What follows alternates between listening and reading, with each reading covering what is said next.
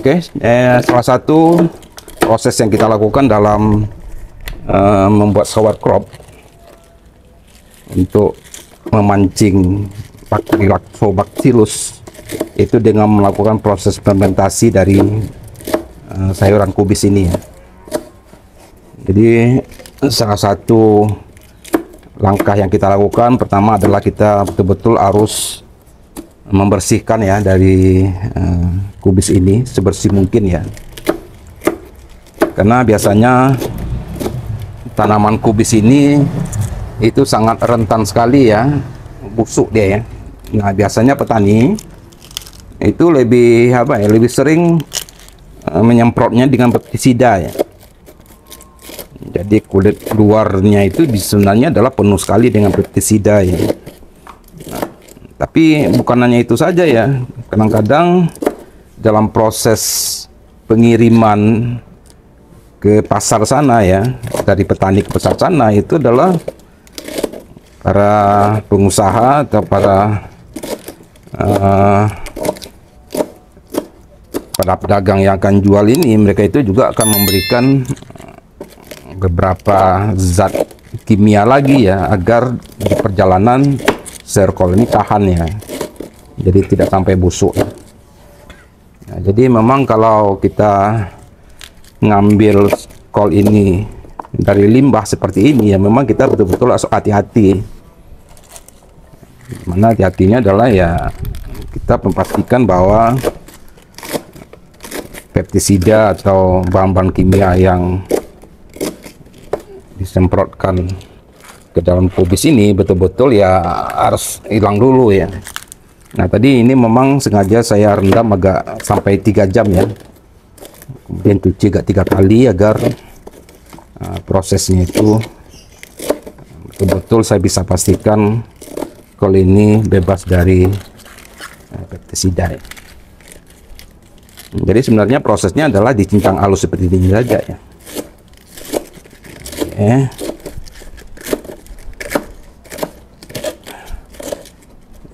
Ini memang tadi harusnya pagi tadi saya kerjain ya, tapi karena tadi pagi sampai siang tadi udara Jakarta sangat panas sekali ya, jadi kayaknya memang udara sangat panas ya, memang membuat kita malas ya. Jadi memang kita lebih enak rebahannya daripada melakukan aktivitas ya.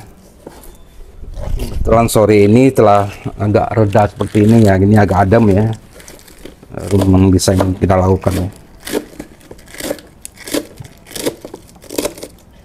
Jadi prosesnya seperti ini saja, kita cincang halus. Sebenarnya semakin halus semakin bagus ya, tapi sebenarnya tidak di cincang pun sebenarnya juga tidak masalah, tapi mungkin agak lama saja proses fermentasinya. Oke, mungkin sedikit saja kita lakukan, tidak habis semua ya. Ini kayaknya mungkin tidak sempat saya lakukan semua ini, karena ada 2 karung lagi. Ini ada 1 karung lagi nih, belum. Memang sengaja saya ingin stok ini, karena nanti kita akan banyak membuat kompos ya, membuat proses fermentasi, proses dekomposisi. Makanya kita butuh bakteri ini ya. Jadi maka nanti saya akan stok banyak saja. Jadi nanti kalau kita perlukan ya, kita tinggal ambil. Kita tidak harus cari lagi kemana-mana ya. Nah ini proses fermentasi ini akan berlangsung selama 3 hari sebenarnya kalau prosesnya itu baik ya. Tapi kalau dengan sebanyak ini mungkin ya di atas 1 minggu ya, mungkin 7 hari baru akan terjadi proses fermentasi.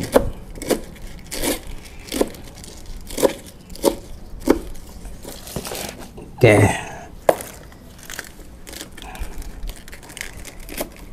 Jadi prosesnya seperti ini saja. Nah, setelah ini kita lakukan adalah kita harus menimbang dulu ya berapa berat ini, karena nanti kita akan campur dengan garam krosok ya sebagai mineral untuk memancing bakterinya, untuk memberikan energi pada baterinya. Oke, nanti kita akan coba timbang dulu sambil timbangan sebentar.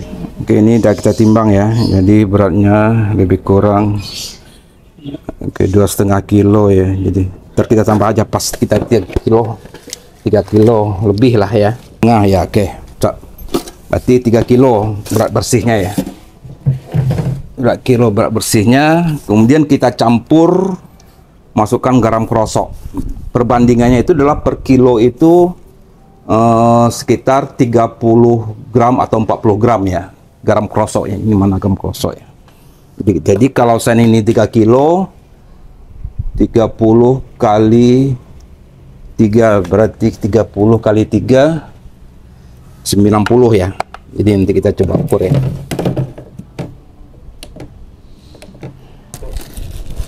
Jadi kalau ini perhitungannya harus pas ya. Jadi ukurannya itu adalah 30% dari berat kubis yang akan kita fermentasi ya. Jadi sini adalah 3 kilo pas, 3 kilo kalau 30% berarti 90 gram ya. 90 gram. Jadi itu baru 40. Kalau ini betul-betul pas ya, harus kita lakukan ya. Kalau kebanyakan atau kekurangan proses fermentasinya kita khawatir tidak jadi, tidak maksimal. Andai maksimal pun mungkin bakteri lactobacillusnya itu adalah tidak juga maksimal, akan bisa kemari ya. Caranya adalah kita aduk-aduk ya, kita remas-remas agar garamnya itu bisa merata ya di seluruh di sini.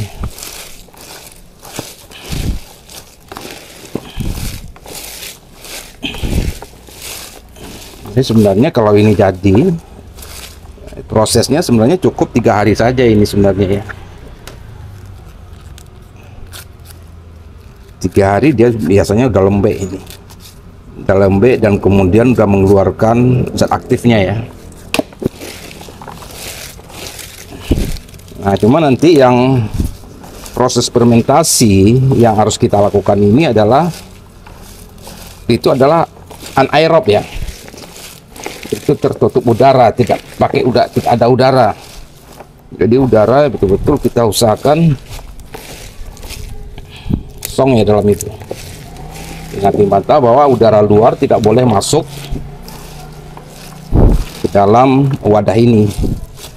Karena nanti kalau seandainya wadah ini masuk udara luar, kita khawatir nanti ada bakteri lain yang akan mengintervensi dari wadah itu, sehingga lactobacillus nggak jadi kita bisa memancingnya.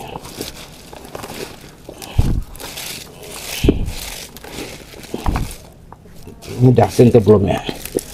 Untuk rasakan asinnya kita cicipi. Udah kita sampai ke bawah sini. Nah, caranya adalah kita masukkan ini ke dalam wadah ini dengan proses anaerob.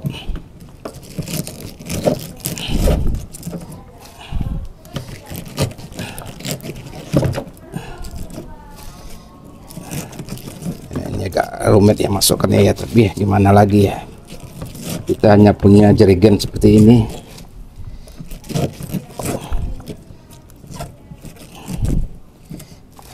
Wadah kita udah hampir penuh ya.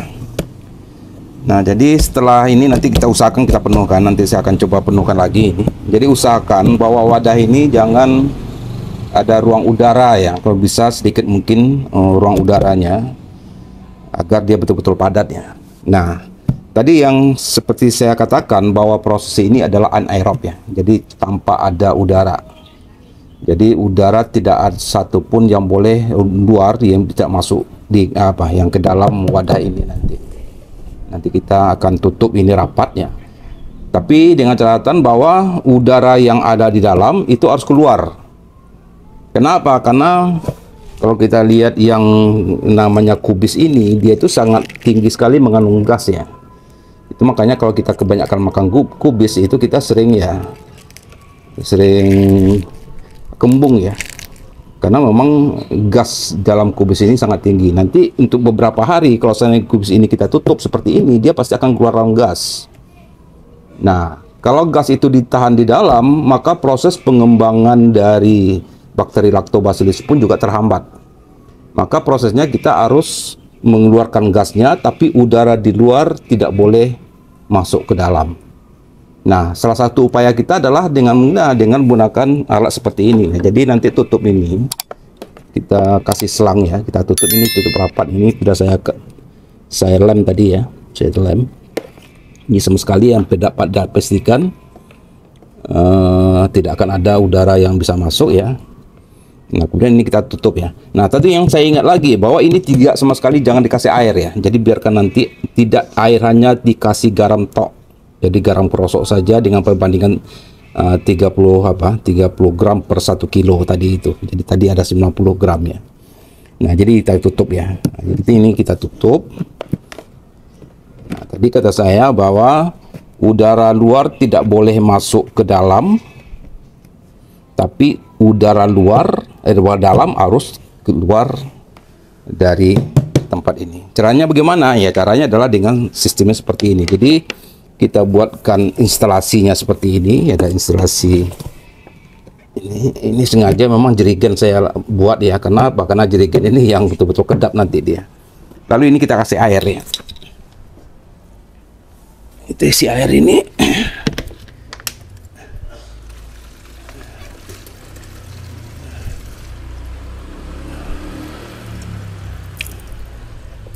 Oke, tidak masalah ya.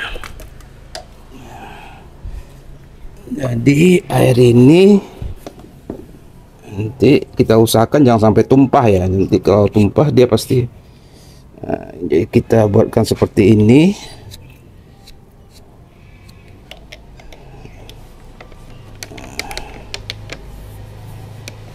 Nah, jadi gini. Dia artinya bahwa nanti 2 hari lagi ini pasti akan keluar, gasnya akan keluar ini dari kubis ini. Nanti gas itu akan menekan air ini, nanti dia akan keluar gelembung dari sini. Jadi kalau seandainya prosesnya keluar gelembung, itu prosesnya sudah mulai terjadi ya, proses fermentasi sudah terjadi. Nah, namun karena ini ditutup dengan air, di sini adalah masukkan air, maka udara luar itu tidak akan mungkin bisa masuk ke dalam ini. Itu adalah strategi kita untuk kita bisa melaksanakan proses fermentasi sauerkraut ini ya. Nah, proses ini akan berlangsung sebenarnya ya 3 hari sudah bisa kita ambil, tapi kita tunggu saja 1 minggu agar prosesnya betul-betul maksimal ya. Nah, jadi memang seperti itu sahabat tani, sahabat upland, sahabat urban farming, dan sahabat-sahabat milenial ya. Kalau kita ingin terjun ke dalam dunia organik ya, kita tidak hanya boleh tahu apa saja bahannya, tapi di samping kita tahu bahannya, zat aktif yang terkandung di dalamnya, unsur-unsur apa yang tergantung di dalamnya, tapi kita juga harus mengerti yang namanya mikroorganisme.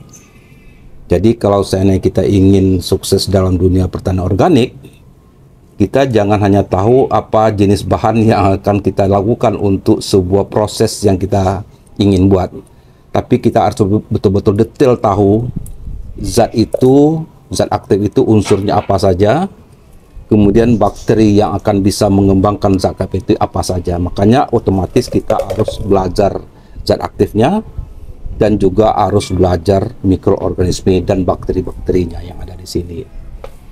Nah, jadi mulai sekarang pelan-pelan kita mulai sama-sama belajar ya, sama-sama kita bereksperimen.